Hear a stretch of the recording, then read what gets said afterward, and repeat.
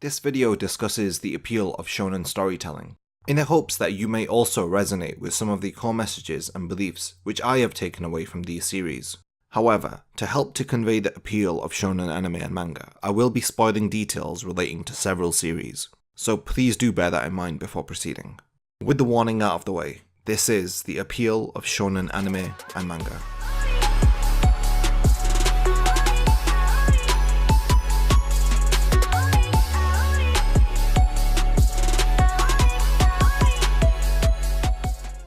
The content we watch during our formative years has an incredible influence on the way that we develop, and the thoughts and beliefs that we form during our adolescence.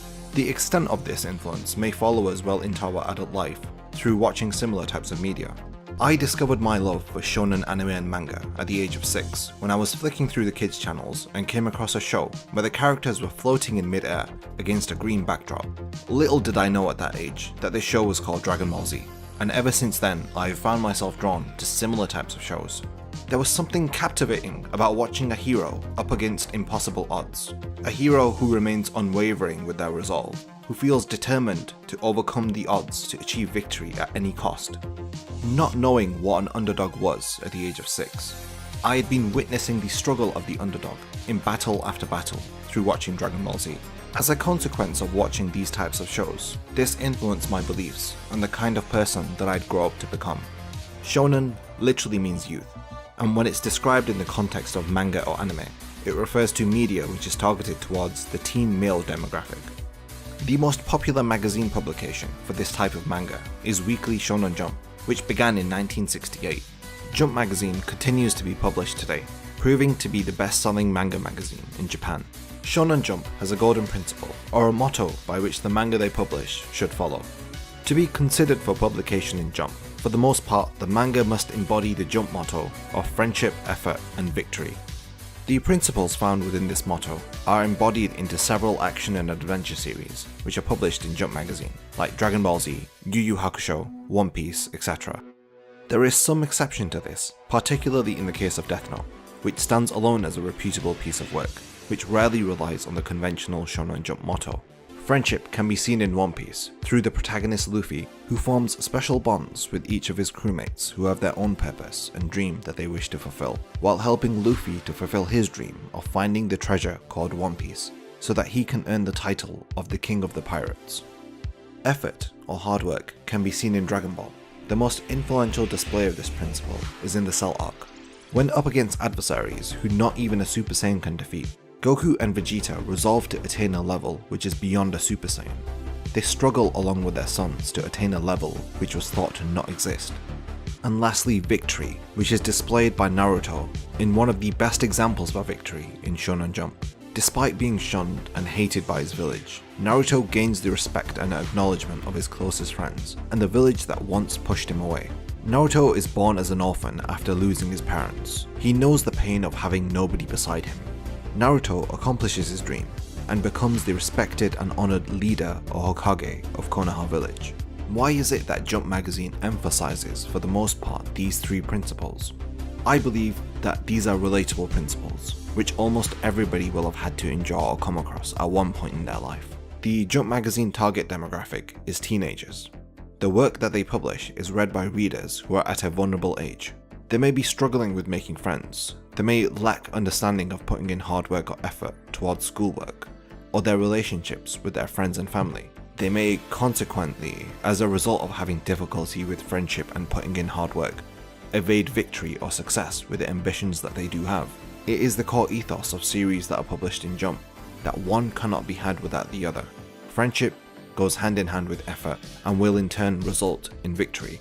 And it is these very themes which resonate with audiences and leave an impression on the way that they look at life. The majority of the time, heroes in these series do not begin their journey with a miracle or power that is bestowed upon them. The protagonist in shonen anime generally embodies a spirit of resolve. They have a great deal of willpower or persistence, and lastly, they have some form of innate trait or ability, which they may or may not be aware of. The story will usually centre around one of these two common plot points. Firstly, the plot may be based on becoming the best that you can be in a particular field or mastery which is revered by the world that the story is set in. and the second alternative option is a plot that revolves around defeating a once thought undefeatable foe, and repeating this if necessary by introducing another stronger and more challenging opponent to continue the plot with, or to develop the characters that are set within this world. In Japanese philosophy, persistence, resolve, and talent are three virtues which are found within the Japanese spirit, and that's the same kind of spirit that shonen protagonists embody. Persistence is valued as the most important of the three virtues. Resolve is the second most important virtue. Typically in a shonen series, the protagonist will have an insight which will lead to them realizing their reason to fight, or become a master in their chosen field, reaffirming their resolve.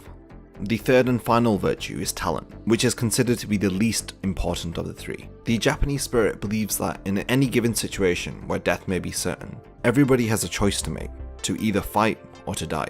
So even a weak individual who perseveres and puts in enough hard work may prove themselves worthy, ultimately considering hard work to trump natural born talent.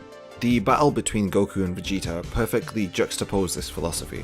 Vegeta, the naturally gifted fighter, who had been destined for greatness his whole life, born with an incredible fighting talent, up against Goku, who was born as a low-class commoner, a warrior deemed as a failure who would not amount to anything. Through Goku's persistence and resolve to become stronger and stronger, he now stands up against Vegeta. Talent and raw ability versus practice, patience, and perseverance. Shonen stories are long-running in nature, so audiences will typically follow these stories from their childhood through to their adult years until these stories resolve. As an example, most people who follow One Piece, including myself, will have followed it from their adolescence to today. These stories do have deeper themes. On the surface, they may appear as just a battle between a hero up against a villain. Shonen stories embody what it is to feel and experience youth. This helps the stories to appeal even more to their target demographic.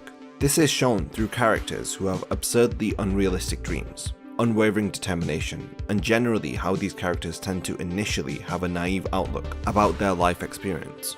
Personally, these stories embody the whirlwind of emotions that is growing up and finding who you are as a person.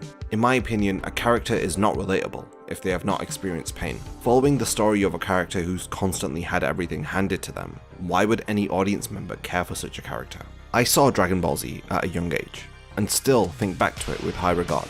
It captivated me when I was watching Goku getting back up from a beating given to him by Frieza. Goku still getting up and challenging Frieza after getting knocked down repeatedly.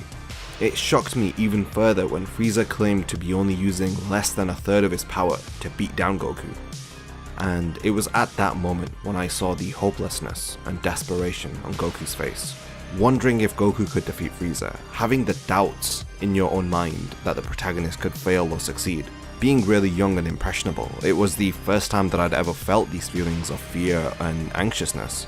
And it's that feeling that shonen anime and manga capitalize on, because it's a feeling that we will all eventually go through in our life. And when Goku is pushed to the edge and he transforms into a Super Saiyan and defeats Frieza, I really think it's symbolic of the human struggle. No matter how difficult the task is at hand, no matter how hopeless the situation may seem, when we are pushed to the edge, we either fight or flight. It's the basic response that every human has within them. And seeing Goku have these human emotions, and seeing him either choose between giving in to despair or standing his ground and facing Frieza. These stories, despite being set in fictional fantasy worlds, ground themselves with real true-to-life themes which go beyond just a bad guy versus a good guy. The Dragon Ball manga founded many of the elements that made a successful shonen battle series, and it should come as no surprise that Dragon Ball inspired many authors. And while growing up, we saw 3 of these inspired authors, who each competed for the top ranking within Jump magazine. The 3 series that they had penned were dubbed as the Big 3, each one competing for the same level of success as Dragon Ball. It was a once-in-a-lifetime unique situation of its time. 3 talented authors, Tite Kubo, Masashi Kishimoto, and Ishiro Oda, who were inspired by Akira Toriyama. Dragon Ball Z introduced me to shonen anime and manga, but Bleach, Naruto, and One Piece are solely responsible for my obsession with shonen storytelling.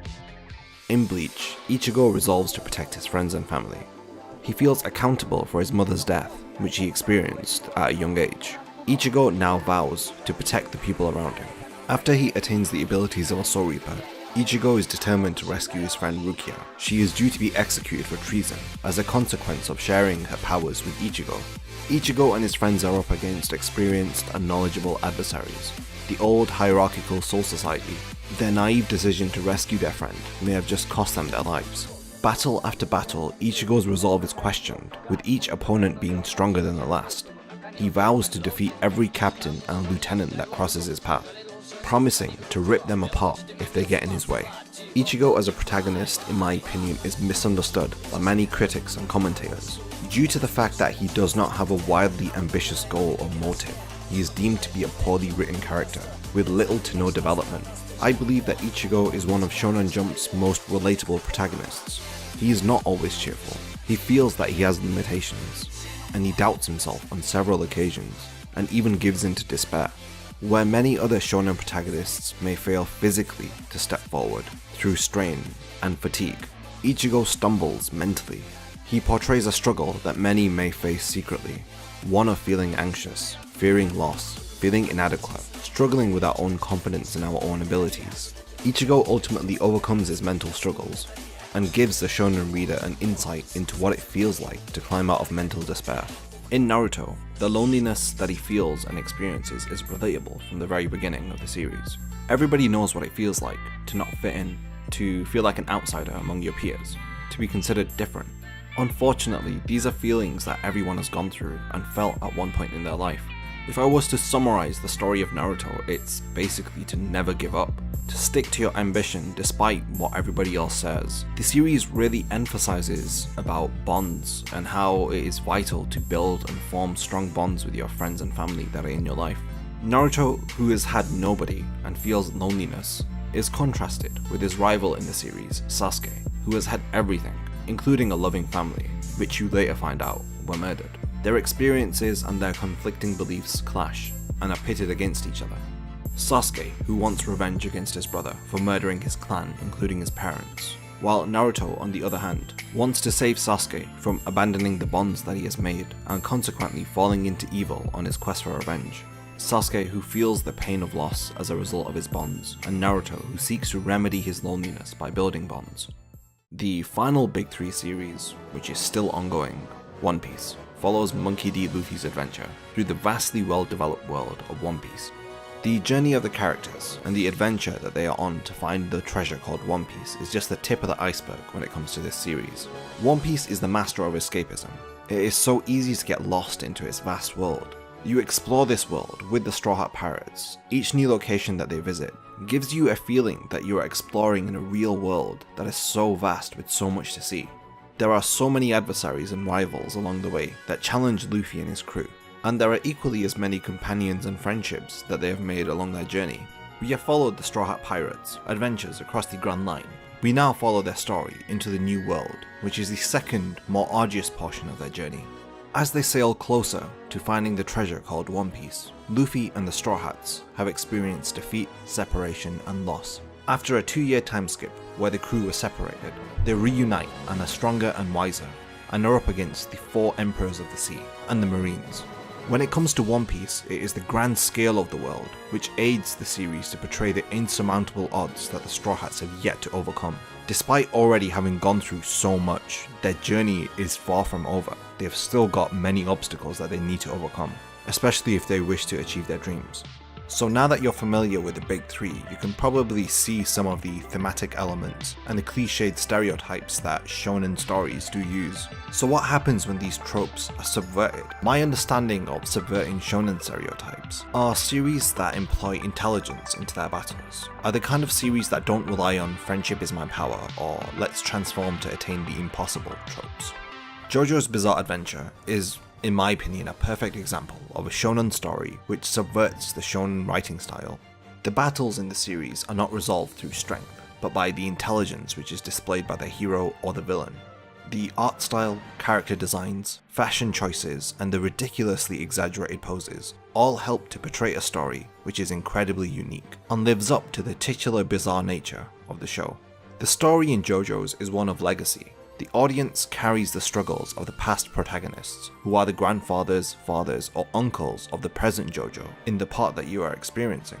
This series is a testament to the passage of time in regards to setting, the era that the story is being told in, and the respect that you begin to have for the Joestar lineage. An example of this is in Part 3, Stardust Crusaders, when the current JoJo, Jotaro Kujo, teams up with his grandfather, Joseph Joestar, from Part 2, Battle Tendency. They endeavour to stop Dio, who is using the body of the first JoJo, who's called Jonathan Joestar, as his own vessel, using it to continue his evil. As the reader has been through each part and they have experienced the passage of time, they see Dio desecrate the body of the righteous protagonist of Part 1, Jonathan Joestar. You can feel the emotions of Jotaro and Joseph and how much they care for the body of their ancestor. You completely understand why Dio must be stopped, as well as how much Jonathan means to them, as you are aware of the sacrifices that Jonathan made to continue his bloodline, and how he stopped Dio in Part 1. Unlike typical shonen stories, anger is not a tool which is employed to guarantee victory in the story of JoJo's. Emotions like rage and anger are instead distilled and are replaced with intelligent methodical planning so that they can defeat the presenting foe. It is a combination of intelligence, lineage, and stylistic design choices, which makes JoJo's Bizarre Adventure my favourite example of subversion when it comes to shonen storytelling. Other well-cited and notable examples which subvert shonen tropes include Death Note and Hunter x Hunter. Both series employ intelligence and prove that there is more to shonen than just brute strength and larger-than-life transformations. In the case of Death Note, instead of seeing the story through the eyes of the hero, you are literally seeing the story through the eyes of the villain. I feel that these subversions make the stories more relatable through the feelings and thoughts of the characters, rather than just relatability based on the actions of the protagonists. In 2019, are shonen stories still appealing? Well, many of the popular shonen titles of now, they've taken a lot from their predecessors and they've created even more elaborate and well-constructed stories. The modern shonen series, My Hero Academia, has taken already established shonen tropes like a weak protagonist, superpowers, and a tournament arc, delivering them in a story which feels refreshing. Many people have grown up with series that founded many of the tropes that My Hero Academia is now utilizing and refining. Each character in My Hero Academia has a unique quirk or a superpower. The characters utilize their powers to overcome whatever obstacle is in their way. No two characters will have the same approach to a situation, as their powers are completely different. My Hero Academia has an extended cast of characters, and each character feels like an individual, and not just background padding.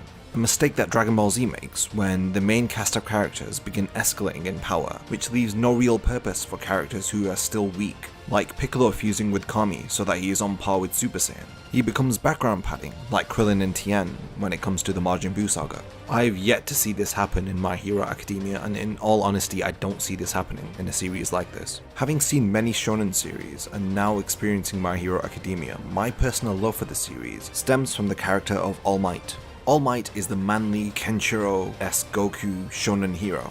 Through watching All Might, you see what it is to be a perfect ideal shonen hero, so similar to the countless examples that you've seen in so many previous series. It's really hard not to love All Might, and it is exactly that reason that it hurts so much when you realize that All Might has limitations, and there is a price that he has to pay for his heroic actions. The protagonist of the series, Deku, is born without any powers. He really doesn't even have a chance to pursue his own dream. However, this changes when All Might begins to help Deku and shares the secret of his own quirk with him. And this is when the story of My Hero Academia gets captivating. You learn about the successor of the power of One for All and how it's passed on from user to user. We know that All Might cannot continue to save the world, so our protagonist Deku must prove himself. With the burden of being All Might's successor, Deku must learn to channel the powers of One for All so that he can continue the legacy of All Might. My attachment with this show is primarily through the relationships that the characters have. All Might, who is mentoring Deku, Bakugo as a rival to Deku, or even Todoroki and his relationship with his father, Endeavor. The rivalry between Deku and Bakugo is done so refreshingly. Bakugo also respects and admires All Might, pursuing his dream to become a hero like All Might in a completely different way than Deku. He does this through aggression, brashness, hot-headed temper, as opposed to Deku, who is calm and very level-headed, but he is also anxious and apprehensive before decisively taking action. My Hero Academia is an example of a modern battle shonen, which has evolved and improved upon well-established tropes. Series like The Promised Neverland, Kimetsu no Yaiba, Dr. Stone, and Black Clover are now being published in Jump magazine. With the exception of Black Clover, most of these stories don't rely on strength and battles and transformations alone. The newly published works in Jump symbolize a change to content that shonen readers and viewers are now enjoying. There is a shift that is taking place, a change which is ultimately leading to a new age of shonen storytelling. There can be a misconception that shonen is a genre, but instead it is a demographic, which is series from several different genres catered to a specific target demographic. The strengths of shonen anime and manga are no longer just about telling a good battle or adventure story, but it is the ability of the modern shonen to portray intellectual, captivating stories, which breathe fresh life into shonen storytelling. This is what I feel the new age of shonen is all about. Having stood the test of time, shonen stories are developing and improving upon many different tropes which have been successfully utilized for the last 50 years. Audiences who have followed these types of series will have an attachment to them and feel the burning youthful spirit that they bring out of you. The appeal of shonen series, in my opinion, is a combination of relatability and a story which is genuinely intriguing. It is characters with depth and mystery like Urahara, Shanks, Jiraiya, and Minato, the fourth Hokage. They are all well-written characters which have always brought me back to their respective series.